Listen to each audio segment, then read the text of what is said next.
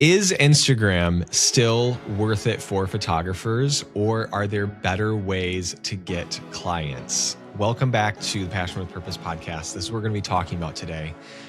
Is it worth it? Is Instagram still the bread and butter of photographers' marketing systems? And my answer would be yes and no. But I want to give you a much more nuanced reply to that than just saying yes and no. So in this episode, we're going to talk about, first of all, my take after coaching hundreds of photographers over the years and what I see happening right now. And then number two, I want to talk about where I do see the client getting approach shifting in terms of Instagram or marketing in other ways. And then number three, I want to talk about what I would recommend for you, a photographer in 2026 in our modern day, with regards to Instagram, with regards to if you're going to choose Instagram as one of your main marketing channels, or if you're going to go with something else. Okay. So real quick, before we get into this episode, I want to tell you that next week, Wednesday, August 12, 2026, my Business Blueprint coaching program opens up to a limited amount of students. So if you don't know about this, this is my signature coaching program. This is the only thing I do as a coach. Like it's my bread and butter. This is my thing. And if you've been a listener to this podcast has helped you before. What my words have given you have helped you to grow your business, to grow your income, whatever have you. I do believe, and I can almost guarantee you that the Business Blueprint coaching program is going to be an amazing fit for you. Like the things that I teach in my podcast, you guys, or on my Instagram or on my YouTube, it's kind of like a giant test to see, can you receive well from me, Nathan Shansky? And if you can, and if you've seen actual tangible increases in your business, I do believe the Business Blueprint is going to be an amazing next step for you. That's where the good stuff is. That's where what I really teach is going to start impacting you on such a larger scale. Okay. So click below in the description to get on the wait list for the Business Blueprint, or if it's out now and it's already, August 12th, it's time. Get in, limited seats. And then if you have any questions, please email me with them at info@nathanshansky.co, and I will personally respond to you. Okay. So we are halfway through 2026, right? And about a decade ago, photography was hugely exploding on Instagram at that time. And so you look at 2016, 2017, 2018, even into 2019, and I would say even into 2020, those were like these massive years of harvest for photographers. And that's where a lot of the photography industry expanded and inflated. And almost some people would say got a little bit too bloated and oversaturated, because it was almost like easy to get clients back then via social media, via specifically Instagram. I mean, Instagram was like that first photo first platform, even more than Facebook was. And so that was such a way that photographers could get clients and get clients very fast, was post on Instagram, right? You could almost just post on Instagram and get clients. Like that's like almost how easy it was. And if you remember, if you were part of that like movement back then, you know how easy it was. Now the question is that still true? Is Instagram still that, this cash cow for photographers? Or are there better ways to market yourself as a photographer? Are there better ways to get clients? So my first part of this is I want to talk about my take after coaching hundreds of photographers, because obviously that is a huge part of what we're going to be talking about today, is like my experience, not only for myself, but also for so many other photographers that I've coached. And I'm seeing them like in the trenches of their business, whether it's building their business at the beginning, or they're already been in the industry for a while and they're, having to figure out like on year 5, or even some of them on year 10, like, is Instagram still working? So my immediate one word answer for you right off the bat is yes, Instagram still has a lot of power in it. I totally also see the drawbacks of Instagram, especially with reference to the algorithm, with reference to there's a lot of competition on there, right? There's a lot of oversaturation of the platform of Instagram. Kind of everybody wants to run their own business on Instagram, right? Like that's like such an exploding thing, is that everyone's like, oh, I can get rich off Instagram. And that's a lot of people's goal too, because they'd rather do that instead of, do their 9 to 5 job, whatever that is. But the thing is, even in the midst of all of that, maybe negatives of everyone else is doing it too, and it just makes a smaller little piece of the pie for me. When you think about marketing itself, which is marketing, and this is what I try to teach over and over again, is just don't make marketing this like crazy, weird word that no one knows what it means. Just marketing is most eyeballs on your thing. Marketing is pure exposure for your thing that you sell, that you do. Social media, specifically Instagram, it still executes on that task, and it does it for free, which is incredible. Like, that hasn't gone away. I think also, like, Instagram is still the digital footprint that I think a lot of people still look for. A lot of clients still look for. It's kind of like your website. People are going to look up your Instagram. They're still going to, even in 2026, they're going to look up your Instagram. It still carries a dimension of social weight to it, a dimension of like social verification, social proof, even beyond one's website. Like, this is a real human being that's behind this account, and people are either signing up to follow them or like their posts or share their posts, or they're not. And a lot of times you can kind of sniff out a scam really quickly if you go to their social media. Like, I've even had it before where I have been marketed something somewhere else and I see their website and I'm like, oh, this is really interesting. Like, I should, look them up and whatever have you. And almost always I will go directly to someone's Instagram and be like, do they have an Instagram? I want to see it. Like, I want to see what they post. And if their Instagram is dormant and there's nothing happening, it's not active at all, I'm like, I don't even know if they're in business anymore. And even if they are, it doesn't look like they're very passionate about it. I have this with restaurants a lot of the time, or like my wife, when she wants to go to coffee shops, like, we'll oftentimes look up the accounts, or we'll look up the Instagram account of whatever that business is, just to verify, like, are they up and running? Are they doing the thing? And if they're not on Instagram, oftentimes it kind of feels like a blow against them. And we're like, maybe not. But if I see their Instagram is up and running, Kayla and I will often talk amongst ourselves and be like, yeah, they have a really active Instagram. They seem like they're really passionate, blah, blah, blah, blah, blah. And it just seems like it's another piece of the puzzle that verifies for me as a consumer, as a potential client, they mean business. They're serious about this. They're passionate about it. And then even if I can see like faces talking to me on the camera, if I can see beautiful visuals, all these types of things, that is going to further solidify them in my head as something that's worth my time. And I think a lot of the reason people poo-poo Instagram, obviously, is because you have that contrast of back in 2016 to 2020, it used to be so much more powerful. It used to be almost easy to get clients from a place like Instagram, especially as a photographer. I mean, photography, I feel like, just dominated that time period, even before Reels came out. And then Reels came out and it kind of really oversaturated things.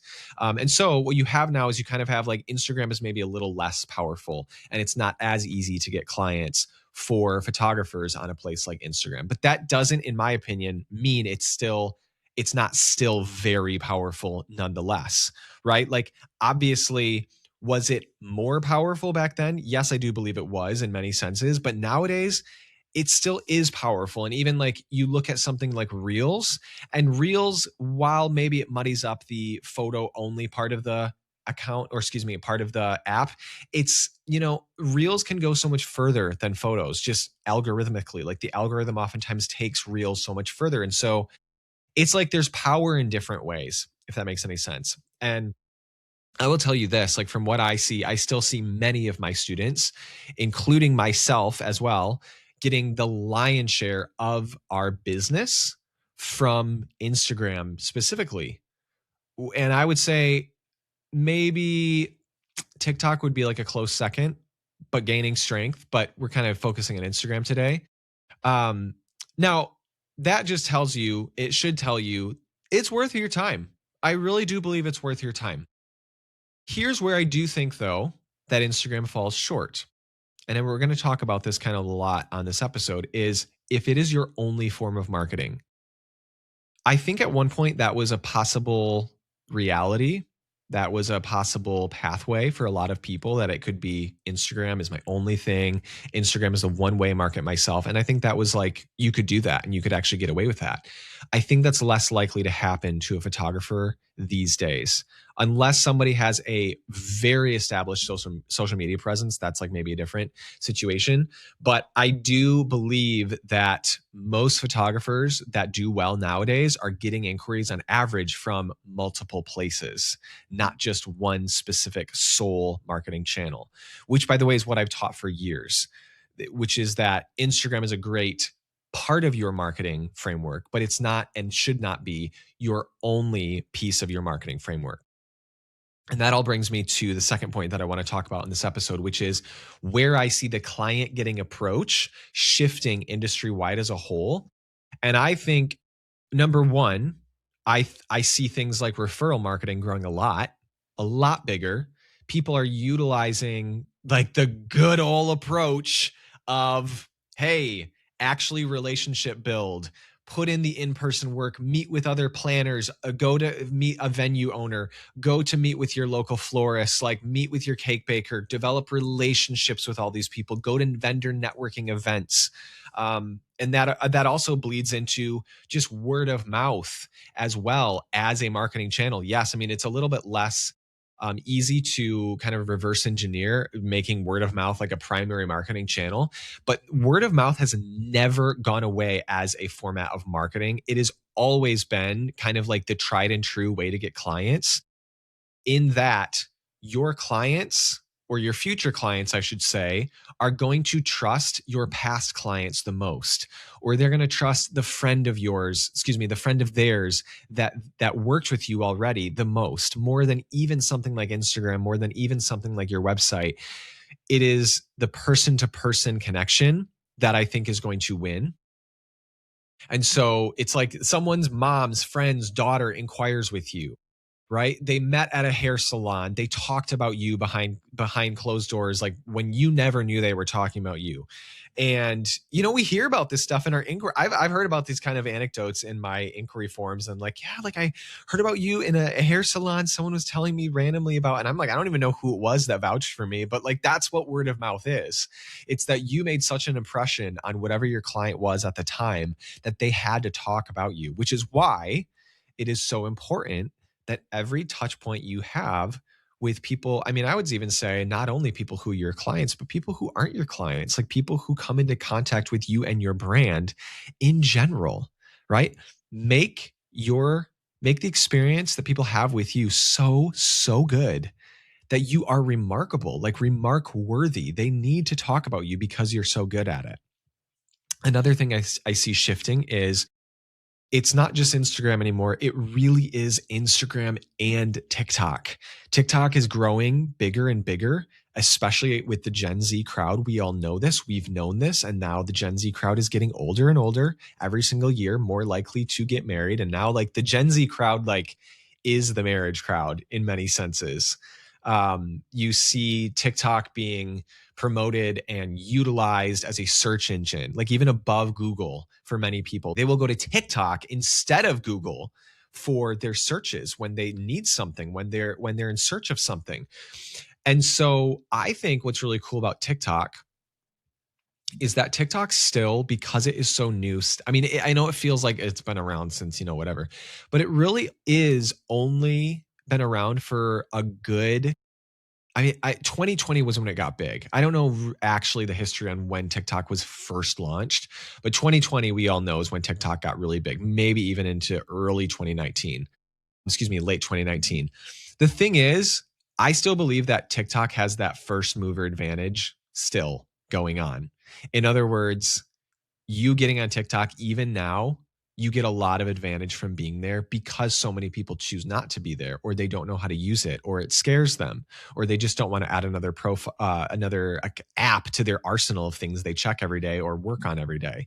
And I would say, especially for local markets, TikTok is especially very applicable and very powerful. Because you might say, well, there's so many accounts on TikTok. TikTok is so oversaturated. It may be, but not for local markets. So if you live in little town of whatever, Arkansas, most likely there's not a lot of photographers that are really doing a lot of things on TikTok in that specific hometown of yours. If you live in like Manhattan, New York, okay, that's one thing. But if you like the average person who's living, in like a smaller town or just like a generally sized, average size metropolitan area, you probably have a lot of space to grow in TikTok and a lot of market share to that you could still grab on TikTok because there's just not a lot of people on there yet.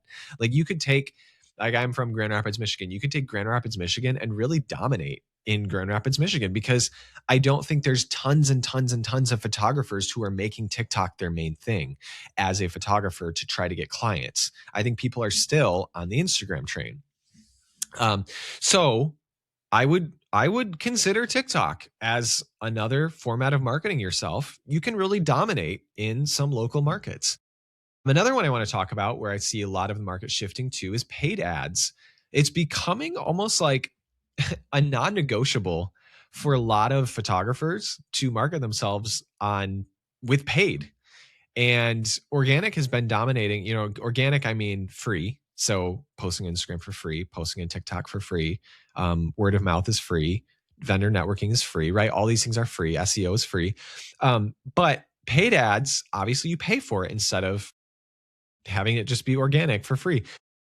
But what you get is you get visibility because you're paying for the visibility, right? Like the algorithms, when you post something on Instagram normally, they're making it harder and harder to produce consistent results of one day I got this many views and likes and follows, and then the next day I did the same thing, and the next day I did the same thing, right? It's hard to do that on Instagram these days because the algorithm seems like it's all over the place and you don't know what you're going to get based on whatever post you make that day. Ads, on the other hand, doing paid ads gives you that consistency of, hey, I pretty much know if I've been running these ads for like a month or two, I know that the next couple months are going to reap the same results that I had from those previous months, unless there's like this massive ads manager change, which sometimes that happens. But oftentimes it's just more consistent. You mathematically can kind of reverse engineer your results. You also don't have to recreate the wheel every single time. It's not like, oh, I have to make a brand new post today and tomorrow and the next day. It's you made something or you made a whole series of posts, you put ad spend behind them, and then people can keep seeing those because the ads continue to run over and over again, almost like evergreen. And that's a beautiful thing for a lot of people. I know a lot of photographers that sounds amazing to them. And I get why. You don't have to open Instagram and be like, what am I going to create brand new today? It's more like, I'd rather give my money away, a little bit of money away, than have to recreate the wheel every single day. And I noticed this, like more and more people when they join my program, the Business Blueprint, they want to know all about the ads course that's included in it. And they want to know all about the masterclass that we have with Peyton Helm in the program, where he talks all about his approach to meta ads and all of this. Like, I get it. I think it's very important. I think it's very high leverage to know ads these days. So I do see that as another big shift in the industry, that a lot of people want ads. They want to know how to do ads, and they're utilizing that to get a lot of really cool results. And then now, another place I see the industry shifting is to AI chatbots. Here we are, folks. We made it. We are now living in the AI revolution. Like it or not, whatever, here we are. And so we've got ChatGPT and we've got Claude. There's other bots out there that people use. And I'd love to talk about that whole topic on another episode. The fact that people are finding their photographers on these chatbots, and then photographers are getting clients from these chatbots. But what's so crazy is people just go to Google Less. They go straight to the chatbot, straight to ChatGPT, find me a photographer in this area that does this, this, and this. Now, to my understanding, chatbots kind of function very similarly to how Google scrubs things. They love blog posts. They love helpful articles. They love website keywords, website content that answers an exact search query that someone is putting in their chat.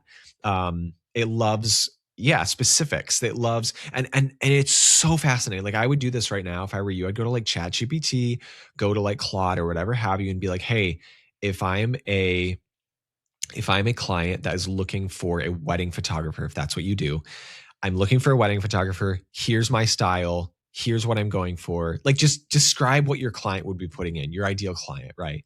And then see who comes up and be like, hey, even ask ChatGPT or ask Claude, be like, what did you look for when you were finding these photographers that you spit back out to me?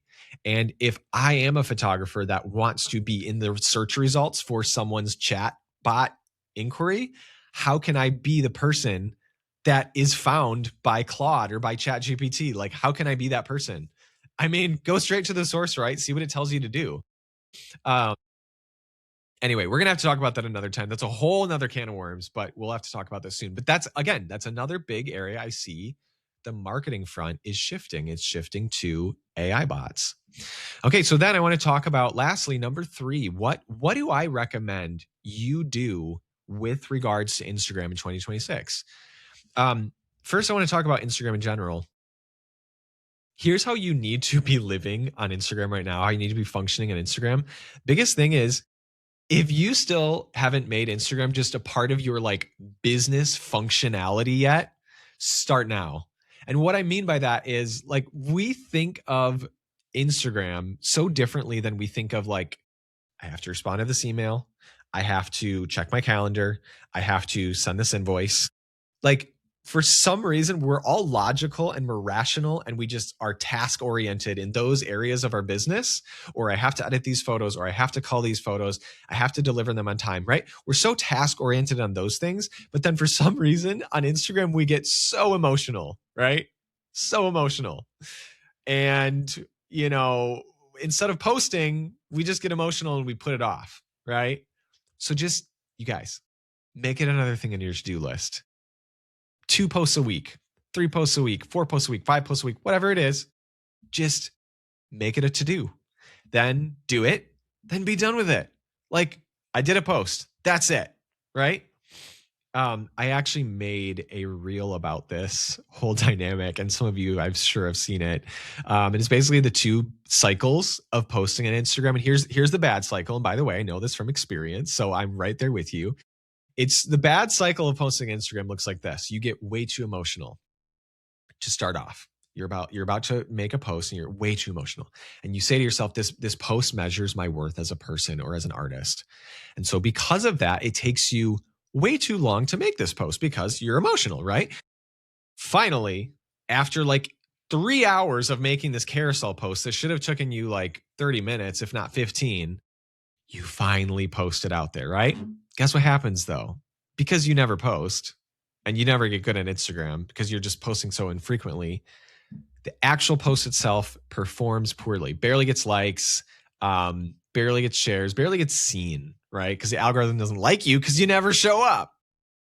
Then you're like, wow, I just spent 3 hours doing that entire post and I got nothing for it. That was an awful experience. Like that's what your brain is registering, okay?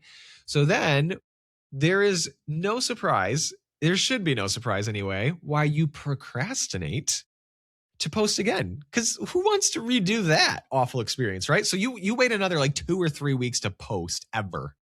2 or 3 weeks later, you finally force yourself to do it again. You get emotional. Everything happens exactly in the same cycle, right? And that's why you're posting every 2 to 3 weeks and you hate it. And you're like, I never want to be on Instagram again, right? Okay, here is a different cycle of posting on Instagram that I'd love for you to just consider. This is the good cycle. You start logical. You say in your brain, I'm posting to market my business, period. That's it. I'm not here to self-reflect. Done is better than perfect. Let's just take 30 minutes. My photos are good enough on their own. They're already edited. I'm just going to download them straight from the gallery. I'm not going to re-edit these. I'm not going to recrop them. No, just my photos can stand on their own 2 feet. Done is better than perfect. Create the post or create the talking head reel, okay? and then you're done. You post it. And I literally did this morning. I recorded something and then I posted it. And I wanted, every bone in my body wanted to re-record it. I was like, I could put a little more inflection on that little piece, or I didn't like the way he started it, or whatever have you. No, I just posted it. I posted it because I'm like, done is better than perfect. It's not that serious. So then after you post it, you know what you do next? You pat yourself on the back just for posting. You don't care how it performs quite yet, and you just move on. And you're just like, listen, the task today was to post, not to perform a certain way. No, the task was just to post. So then 2 days later, because it didn't take you that long and you stayed logical, you post again. You did it again 2 days later after that. And after a month full of posts, then you analyze some numbers and you look at it as data. What overall performed well? What got good saves, shares, comments, or likes? Did anything get some inquiries? What can I replicate again? What really connected with people? What maybe got some good follows? Like, you can check the metrics on like a lot of these things, right? Next month, you take that into account. You shift a little bit your direction based on everything you learned. You're 10% better. Next month after that, you get 20% better. The next month after that, you get 30% better. And after a year, you're 100% better than you were a year before. That is how you harness Instagram, period. And then you move on to the next business item on your list. Okay, so don't get emotional. Don't get emotional. Stay logical when you're posting on Instagram. Another thing that's really important too, I would say with Instagram, is block your time. Like, I use an app called the Opal app, OPAL. Some people I've heard use an app called Brick, or it's actually like a physical thing, which locks you out of your Instagram or your TikTok or whatever your social media apps are when you're not using them or when you don't want to be using them. Or you can give yourself time limits on them. Like, I only need to be on social media for 1 hour per day, like a very reasonable amount of time to run your business, to whatever, get your little like feed fix. And that's it. And that's it. And then you are locked out and you can't reopen it. Like, that is such a powerful way to self-discipline, to make it harder on yourself to get distracted.